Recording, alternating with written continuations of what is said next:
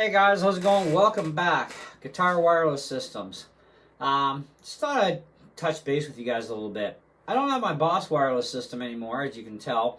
I got rid of it because every Tom, Dick, Harry, Janet, Jane, and Kelly decided, oh, Bell Fiber Optics in Powassan now, and the outlying part of the country where I'm in, of Powassan.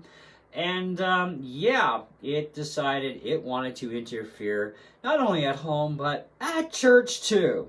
It was bad enough when, Starlink started to interfere with my Boss system, and it's like, well, whatever. I'd rather have that and have real internet than friggin' Rogers Rocket Hub at $200 a month for garbage data. So now it's like unlimited and super fast speeds. Loving it. Anyways. So the Boss system had to go, unfortunately. Now, it was 2.4 gigahertz. Funny thing, though, every manufacturer of wireless gear of any kind gets assigned a certain amount of frequencies within the 2.4, the 5 gigahertz, and obviously UHF bands as well. And that's it, okay? Now, no guarantee you're not going to have an interference happen one day. And even a router could interfere, never mind anything else. And of course, all of our internet systems have routers, usually with them, with those kind of modem systems or what have you. Anyways, turned out that Starlink was a little bit of an issue. It interfered at times. So it was like, rebind, clear. Okay, good, we're all right. And yeah, okay. And at church, never had a problem. Bell comes to the country, and I'm screwed no matter where I am. And it's like, great, all right, the Boss can go. I'm done. Wonderful system, though. Very durable. It's more pro quality than anything else out there in a real transmitter and receiver that's truly wireless, which means no body packs, no freaking cables of any kind. I hate that stuff. And yet professional touring musicians use that stuff because, well, they kind of need to. But at least the only maintenance they have generally is usually the cable that comes off the transmitter body pack to their guitar. So, still a maintenance issue, but at least they're not tripping over their guitars on stage anymore. So, that only happens if they're playing and they're drunk. But that just means that they need to learn to stand up straight and stop drinking during performance. So, anyways, so a couple of systems I have here for you. Now that that's been explained. I've got a Line 6 system here that's 2.4. Lucky us, we're on a bandwidth that no interference at church or at home. Yay! But I only use this at home.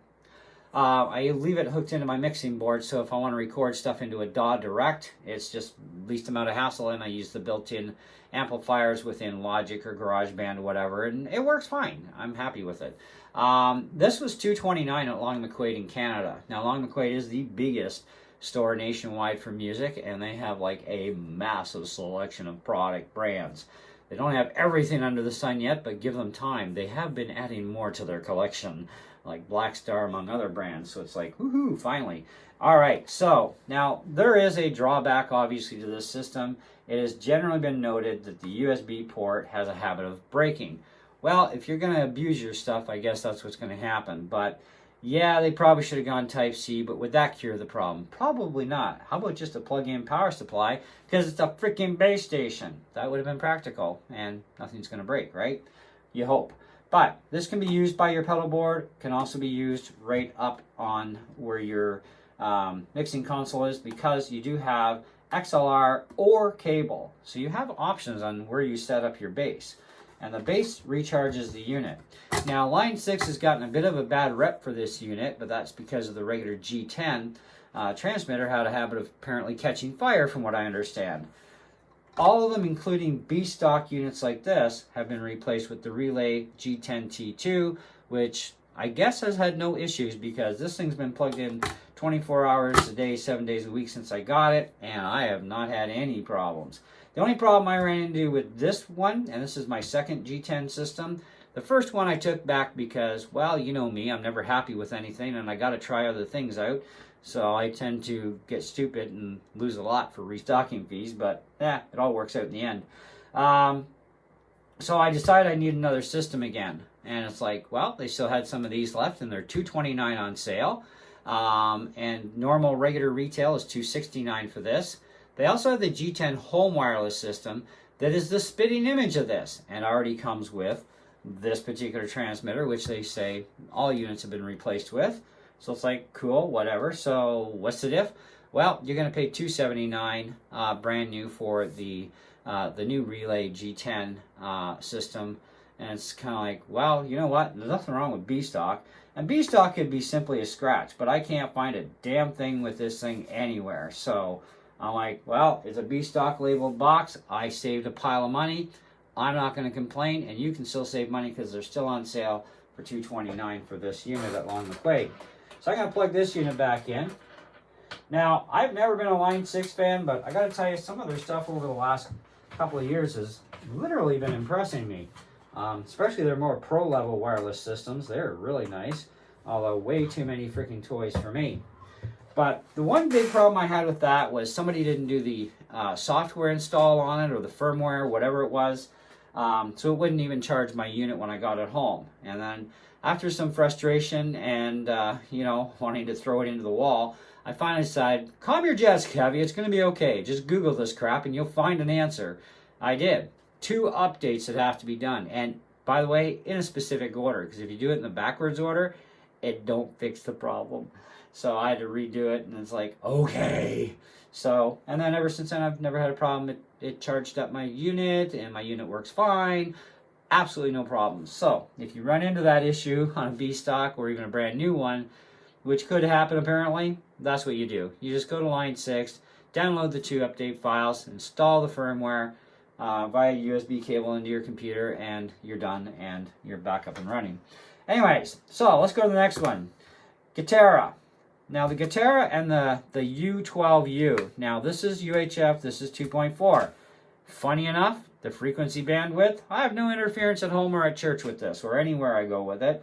And it's like, okay, so it's definitely there. It's on a total different bandwidth the 2.4s that even bell fiber optic or anything seems to be able to interfere with it. It's been working fine. This is a set my wife bought. I got them off her because she's not even using the darn things. I'm like, honey, you know what? Just, I can use them. If you're not going to use them, I can use them because I like to have a lot of wireless options. So the Line 6 only gets used when I'm recording direct in, which is fine. And then I'll pick one of these 2 systems generally for my amp at home or for church. And I rotate these between the church. I just like to play, come on. I like to experiment, see how things go. And so far, neither system has actually let me down, other than I did drop this transmitter on my carpet in the house, and it snapped the internal switch right off the PC board. And I'm like, so when I took it apart, I'm looking, it's like, man, that is the crappiest soldering job I've ever seen. No wonder it broke. So anyway, I fixed all those problems for sure. And I've dropped it since. I've never had a problem. But you got to pry this unit open. You got to pry this one open and hope to God nothing breaks, because otherwise then you're screwed. So be very, very careful doing it, and then just glue them back together once you've repaired your job. As far as replacing batteries goes, I wouldn't even waste my time, money, or energy on it. These things are only about 50 to 60 bucks on Amazon. You run them until they cannot be recharged anymore, and your playtime gets from like 5 hours down to like maybe, 8 seconds or 10 minutes, an hour. Then you kind of throw them into the hazardous depot near you and go buy a new set. They are not technically serviceable items, okay? They're not like X5 where you can take them apart, and if you do it right, you can take the battery out, size it up, match it up, perhaps even get a bigger milliamp battery with the same dimensions and everything, and you can change it. Or you have warranties. If you buy your X5 wireless from Long McQuaid and your batteries finally go, as long as you've had the extended warranty from performance warranty on there, they'll just replace them. It's not a big deal. So you just get a whole brand new set. It's like, cool. Anyway, and it doesn't cost much to renew the warranty. I think it's like $5 a year or something. It's really dirt cheap. It's amazing that some of the warranties on Long McQuaid's performance warranty thing, you do have to renew them every year to keep them up to date. But think of it this way, even on a guitar, right? Would you want to pay for a complete refret on a guitar? Why not let them? Because that's a freaking expensive job. And on the guitars I generally buy from them, that's usually about $80 a year to renew the warranty. But you figure, eventually I'm going to need fret work. that saves me $500. So, if not more nowadays. I don't know what the prices are like nowadays, but it's getting really out of control. So, I like that idea. But, you know, these things are cheap, they're affordable, they work, they are clean. All these units are very, very clean, okay? But I have decided that I am definitely favoring at the most UHF over anything, because I have not one bit of interference at all. Now, I've also played on stage 2 with people using Boss or other brands. No interference issues with any of these things, okay? Been fantastic. And these things too, you can also change your channel for your UHF if you needed to. Same as this unit as well. Now, being these are the cheaper units, these are kind of like your kitty cobblers. Let's try out wireless, see how we like it. But they are freaking clean, and there's like virtually no latency that you'll ever even hear for whatever does exist. Okay, now this unit, I don't know what it's worth brand new. I got it at Long McQuaid used for like $70, and I thought, well, Samsung. Well, this is not Samsung. This is Samson. So Samson. Okay, this is the AP1 system, and it has a couple. Wow, it has a lot of adoring features to it, actually. It's got squelch controls, that sort of thing. It even has, on the transmitter, you can actually flick the switch, and that's a pad switch. So if you got way too much output going on, then you can flick that switch and really reduce your power back, but then somebody better readjust their amplifier or your board, and also this unit too, to get more output. So in the case of super high output stuff, they have the other section here for active and high output guitars or instruments, and you just go to that side of the dial for that. Anything with a passive pickup or an acoustic electric guitar, you stay on this side of the dial and put it to where you need it and set it up, and away you go. And so far I've never had to use the pad switch at all on the transmitter, so it's been fine, no issues. Has its own independent power switch as well, as does the receiver. And now, even though this does not have XLR, it only has the cable output, you can still go into a mixing board anyways, because usually most of your mic channels are dual channels for TRS or XLR, so you can just plug into one of them or plug into a mono single channel. It doesn't matter. And you do have squelch control too, which helps with, you know, how fast things can get cut off, like for silence and all that sort of jazz, right? They also do give you a screwdriver inside that is fantastic for adjusting whatever you need to in here with this control as well. Okay, now this runs a AAA battery, and it lasts for freaking hours. I am impressed for such a little battery for this. That thing lasts for a long time before you have to change it. Same as the 9-volt. I choose to use this without the power adapter. Now the power adapter does come included. I got one with mine. It's 12 volt, boom. So you can have this plugged in for steady power, never have to worry about the drain, you just have to worry about this. Okay, so no big deal, and the antennas can rotate into, you know, different directions, however you want to do that sort of thing. Depending on how close you are, you don't even have to lift them up. I usually sit this on top of the piano, because I sit right beside our piano player, so it's like, well, load her piano up with my junk, because even my DI box is on her piano. Yeah, it's convenient, it's fine, so generally I'll lift them up like this, throw it up on the piano, and away I go, and plug in, and I'm set. It has its own power switch as well, and you'll notice that nothing comes on. You still got to turn on the main power on this unit, and then you got to plug things in. Then the pretty little lights go on, okay?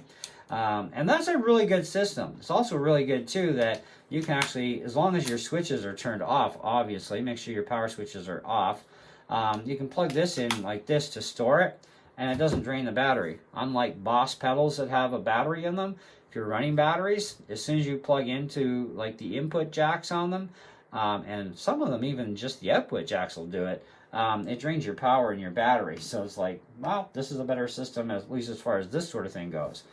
This is more into getting into the more professional line type systems.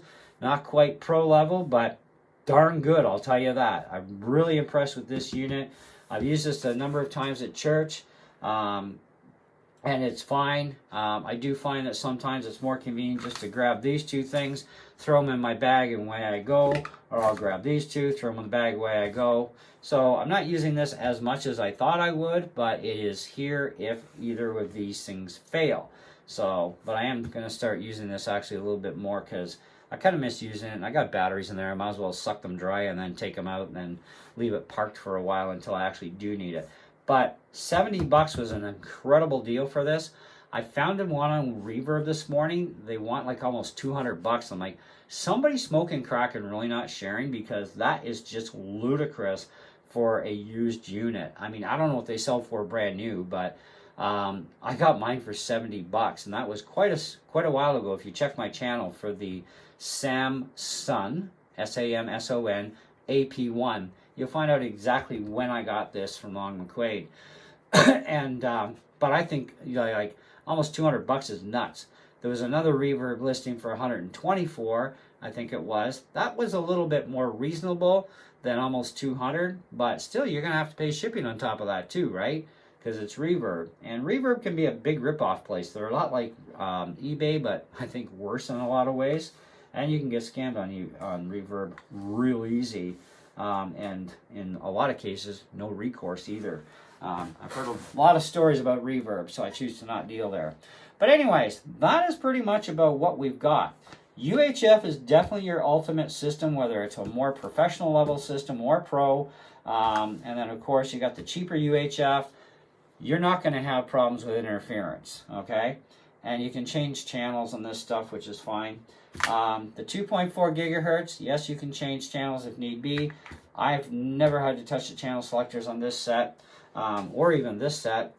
I've never had to worry about it. Well, even that, never had to do anything. Just turn it on, away I went, and I've had no interference.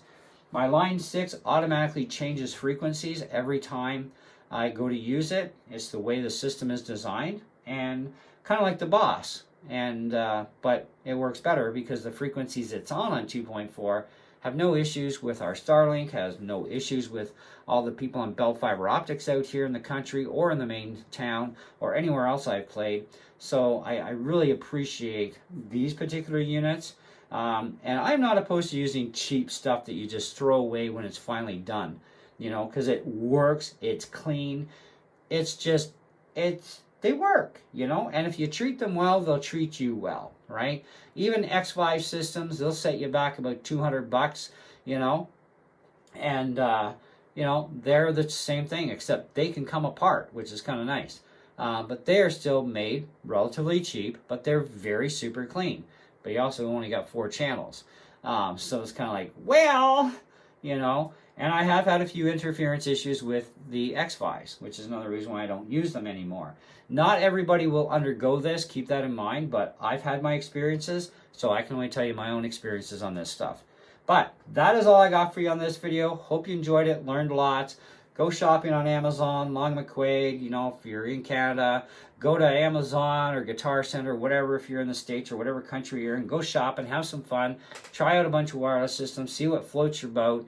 I will say this, though, the ultimate preferred choice that I would suggest is UHF all the way, okay? That is just a given, because even professional musicians, they mainly use UHF systems, okay, because they do work the best, they're the most solid, and almost impossible to be interfered with. So, anyway, that's it. That's all. See you on the next one.